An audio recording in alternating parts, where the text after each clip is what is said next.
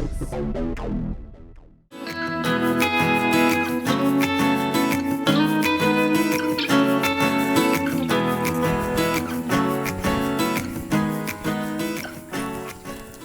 buahnya, Bu. Oh iya, pilih yang mudanya. Kupas kan? Pasnya kayak gini ya, Bu? Kepalanya. Ini kita buat apa nanti? Menurut Bu Rusli ada banyak bagian dari buah terap yang bisa diolah menjadi masakan. Mulai dari buahnya yang matang, biji, hingga buah muda, semua bisa diolah. Kali ini yang akan kami masak adalah buah terap muda yang akan dicampur dengan bumbu gulai. Kulit buah terap dikupas hingga terlihat bagian dalamnya yang berwarna putih. Bu, ini enak nggak ya kalau dijadikan sayur ya? Enak lah. Apa bedanya sih sama nangka nih? Kayaknya lebih enak lagi ini gurih dia. Lebih gurih, Bu. Lebih lembut lagi daripada nangka. Lebih lembut, Bu. Ya. Tangkai buah bagian dalam harus dibuang terlebih dahulu ya. Caranya sama seperti membersihkan buah nangka ataupun sukun.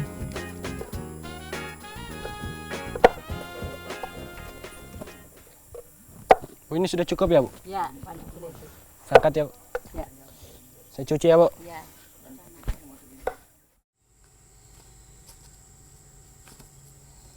Sebelum dimasak, tentu saja potongan buah terap harus aku cuci terlebih dahulu.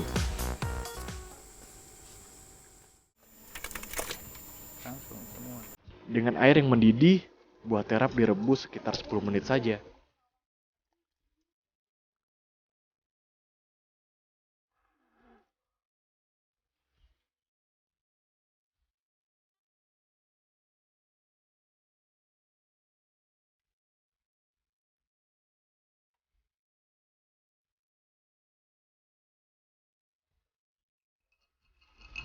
Nah, ini dia inti dari masakan gulai buah terap muda, yaitu bumbu masakan. Beragam rempah-rempah yang umum dipakai oleh ibu-ibu di rumah. Ada merica dan kemiri yang sudah disangrai sebelumnya.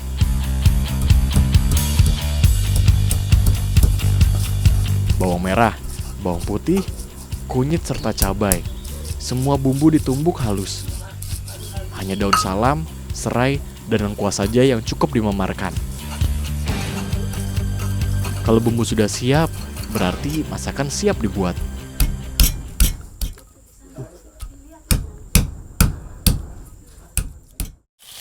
Ambil kita ini sana. Diaduk, Bu. Ini sini. Masih banyak ini. Bumbu yang Apanya, sudah Bu? burus ditumbuk halus, selanjutnya ditumis dengan sedikit minyak. Bumbu Masukin ya, Bu? dimasak sampai mengeluarkan aroma yang harum. Setelah itu, barulah santannya dimasukkan. Iya. Santan ini ternyata akan menjadi kuah sekaligus penambah rasa gurih masakan. Jika kuah dan bumbu sudah mendidih, barulah rebusan buah terap dimasukkan. Semuanya, Bu. Ya.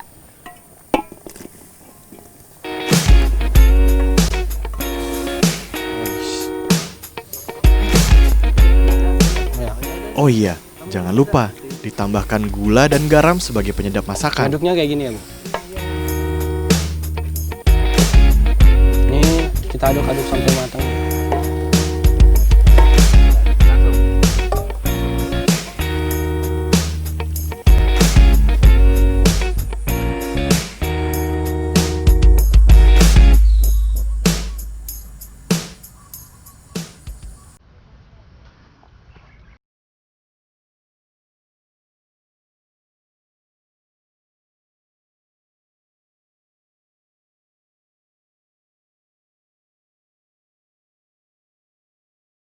Rumah makan Padang, maka rasa buah terap ini sedikit mirip, tapi teksturnya lebih halus.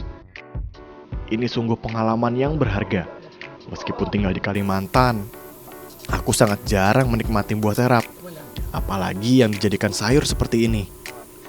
Dengan ilmu dari Bu Rusli, bisalah aku memasak sayur buah terap buat ibu di rumah nanti. Hehe.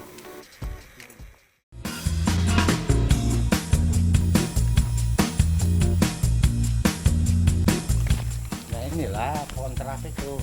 Oh ini, Pak. Udah, langsung kita panjat aja, Pak. Kayaknya buahnya sudah menunggu ini.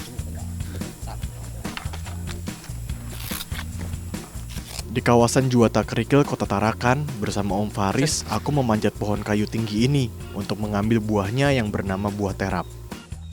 Meskipun tinggal di daerah yang terkenal dengan beragam jenis buah hutannya, tapi jujur saja, aku belum pernah melihat pohon buah khas Kalimantan ini sebelumnya. Buahnya cenderung bulat dengan duri lunak pada bagian kulit luarnya yang berwarna hijau, mirip seperti buah nangka. Ukurannya lebih kecil dengan aroma yang sangat wangi. Buah ini akan berubah menjadi coklat kekuningan dan lunak saat Cara matang. ngambilnya gimana nih, Pak? Buah mentah maupun matang ini nantinya akan kami olah menjadi beberapa jenis kue dan masakan yang istimewa.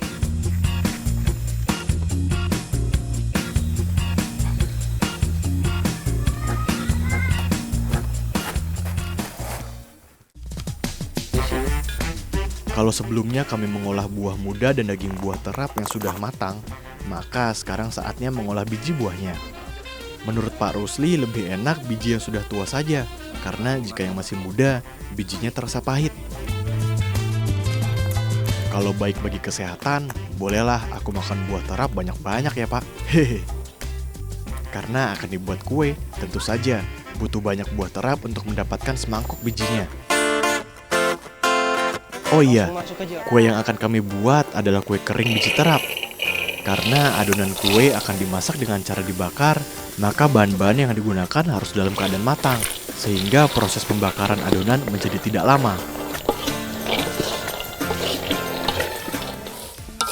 Selama dimasak, biji terap harus diaduk terus-menerus agar tidak ada bagian yang gosong. Walaupun mataku pedih, aku tetap semangat.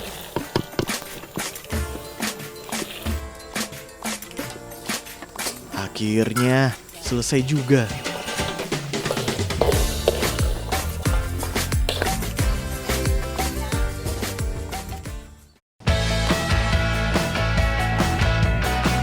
Biji terap berukuran kecil, hanya sebesar kacang merah. Aku punya cara mudah untuk mengupas kulit biji terap. Begini nih caranya.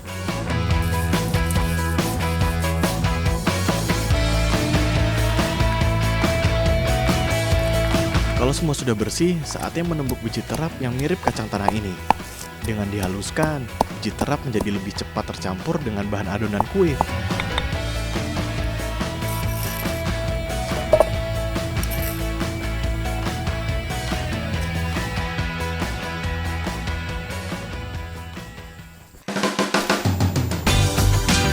Bu, ini tepung dan biji terap yang sudah saya tumbuk. Oh iyalah, bikin adonan pale. Ya. Yang dimana campur dulu? No? Ini campurkan.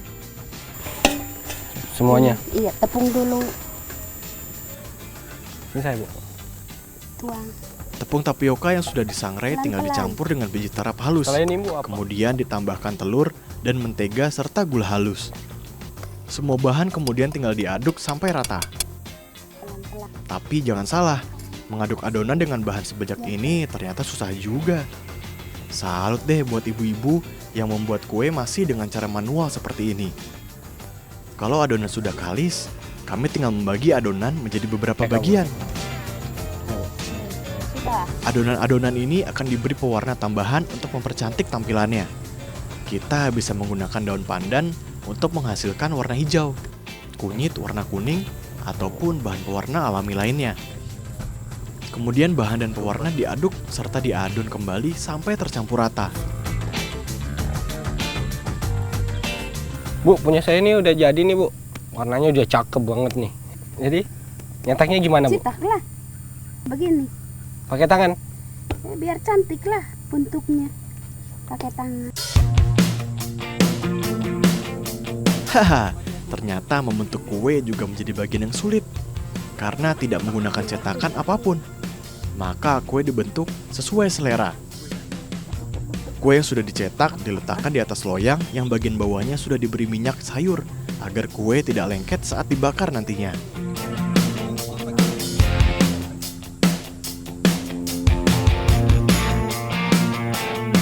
Jika semua sudah dicetak, maka kue dengan bahan setengah matang ini tinggal dibakar sebentar. Tujuannya untuk membuat adonan menjadi padat dan lebih masak sampai siap santap.